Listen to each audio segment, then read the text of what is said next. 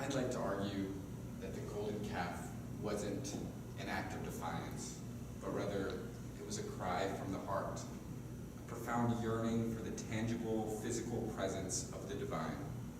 Imagine the Israelites adrift in the endless desert, their familiar world, a memory, and Moses gone on top of Sinai after wandering the desert for over 50 days.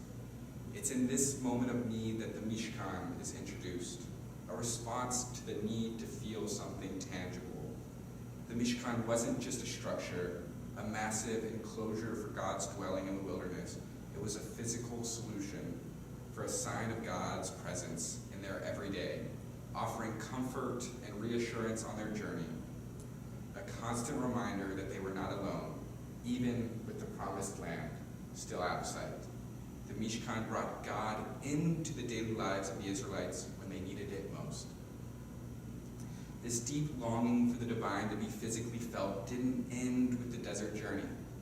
As the Israelites settled and their circumstances evolved, so did their means of connecting with the divine. After bringing the infinite down to the finite, the Mishkan, initially a direct response to their yearning in the desert, eventually became the first and second temples. Yet, with the temple's destruction, which ended the roles of the priests, Judaism continued to adapt. The sacrifices that took place in these holy places, Shacharit, Mincha, and Ma'ariv, are now the names of our daily services. Shacharit, our morning service, Mincha, our afternoon service, and Ma'ariv, our evening service. And even on special occasions, there is an additional service called Musaf, which in Hebrew literally means an additional sacrifice. It is an evolution of ritualistic, location-bound sacrifices, remnant of the ancient Near East, that have evolved into prayer services that could take place across the globe. Encapsulated in the very names of the service is a clear development of how the sacred is now perceived in the everyday. Our journey is no longer about seeking holiness within the confines of the physical temple or the Mishkan. It's about bringing sanctity into our daily lives, into our homes, into our synagogue, and with our families. Judaism uses the same verb, likadesh, to sanctify, whether we are showing appreciation for our food, for Shabbat, or Havdalah. It is written into their blessings using the same verb used for sanctifying the tabernacle or the priests of the past. This modernization tells us that sanctity is in the everyday. This linguistic choice is deliberate, whispering us to sanctify the mundane. We read in 1 Kings as Elijah, our prophet, converses with God on the top of the mountain in a dramatic scene. It reads, "There was a great and mighty wind, splitting mountains and shattering rocks by God's power, but God was not in the wind. After the wind, an earthquake, but God was not in the earthquake. After the earthquake, a fire, but God was not in the fire. And after the fire, a soft, small voice." And it was there where Elijah found God. It tells that the eternal exists in the most grand as the creator of the world, and the most minute as a small, soft whisper. But how can that be? In the silence between moments, beyond the surface of our world lies the answer. This story teaches that it is not in seeking the grandeur of the wind, the quake, or the blaze of the fire that we find the divine, but in the quietude of our lives, within the subtleties of moments. It is by tuning into these whispers, present in every moment, that we truly encounter the divine, revealing that the sacred often resides in daily occurrences, awaiting our recognition. This feeling, this openness to the eternal, to the awe we can understand as being open to the mysteries, the wonders of life. For instance, like the sheer size of space, where we can't even begin to understand what a light year looks like, in the midst of a universe that is over 93 billion light years wide.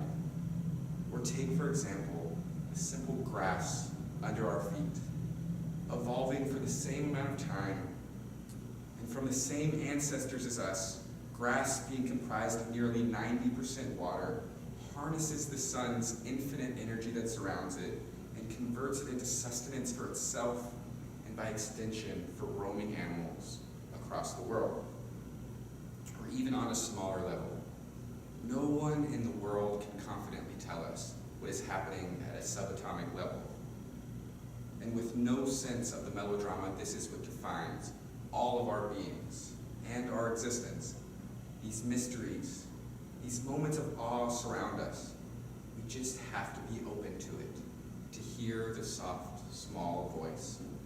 Dr. Scheuer Chapel, an emotion scientist, defines awe as being in the presence of something vast, beyond current understanding. Rabbi Abraham Joshua Heschel of blessed memory tells us, awe is more than an emotion.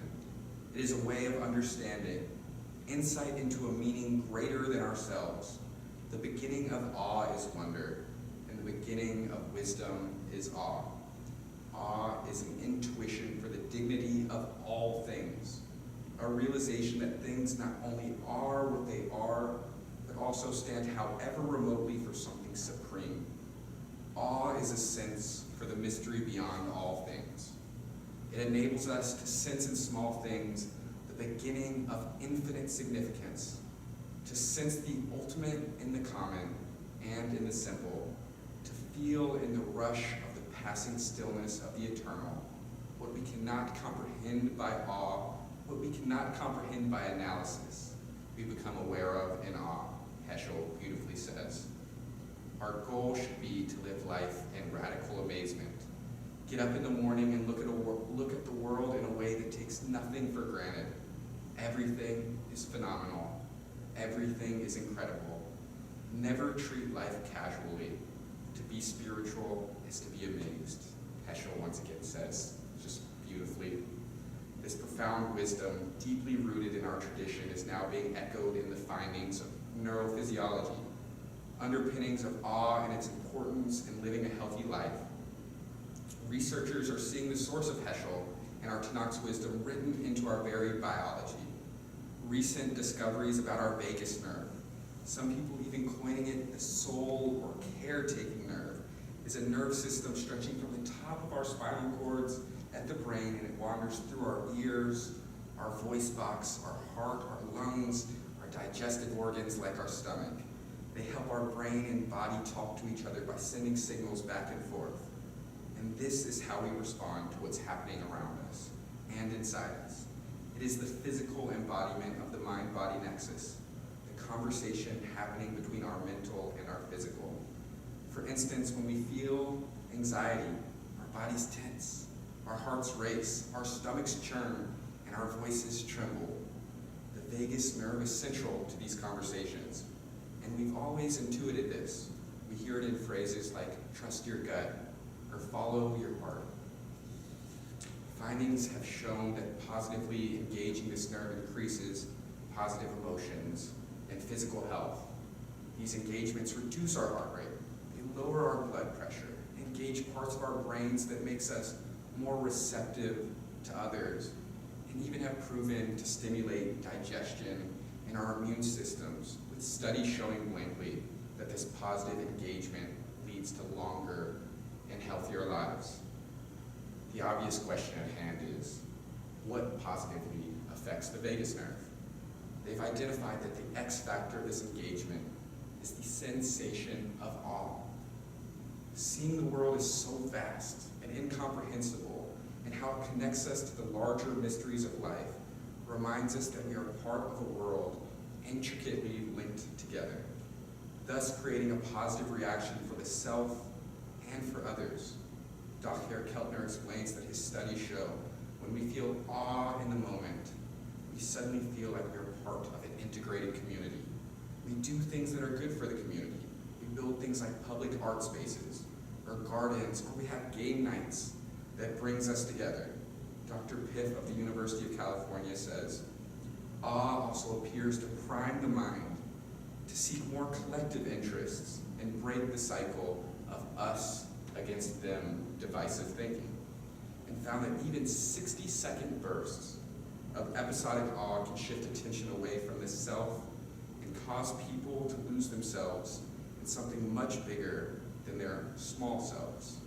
And that, such as being amid beautiful tall trees, briefly leads people to feel less narcissistic and entitled and more attuned to the common humanity people share with one another. Dr. Keltner teaches that we should be going on all walks. Tested scientifically, it is just looking for things that amaze you as you take a stroll around the neighborhood, big and small. But it's not just nature. This mindset of looking for amazement and mystery for awe can be towards music they found, or a conversation with a friend, or just a blade of grass. All of these things positively affect this vagus nerve. Our prayers and blessings encourage us to sanctify these ordinary moments, like eating with others, or the beginning or end of our week, to seek the eternal in these small things and everything. This pursuit of awe is akin to listening to the divine's still small voice in all of creation, being open to mystery and the capacity to be amazed. This is the essence of our worship, a worship that keeps us healthy in caring for others and for our community. Rabbi Heschel once said, "What keeps me alive is my ability to be surprised." When he was asked what surprises him, he said, "Everything." And embracing the sacred within the ordinary, our journey transcends the confines of physical temples or artifacts like the golden calf. This evolution in our spiritual narrative reminds us that the divine is interwoven into the fabric of our daily lives, awaiting our acknowledgement in every breath, every encounter, and every moment of wonder. By cultivating a consciousness of awe and sanctity in the mundane, we render the need for tangible symbols obsolete like the golden calf, inviting the infinite into the intimate. Shabbat Shalom.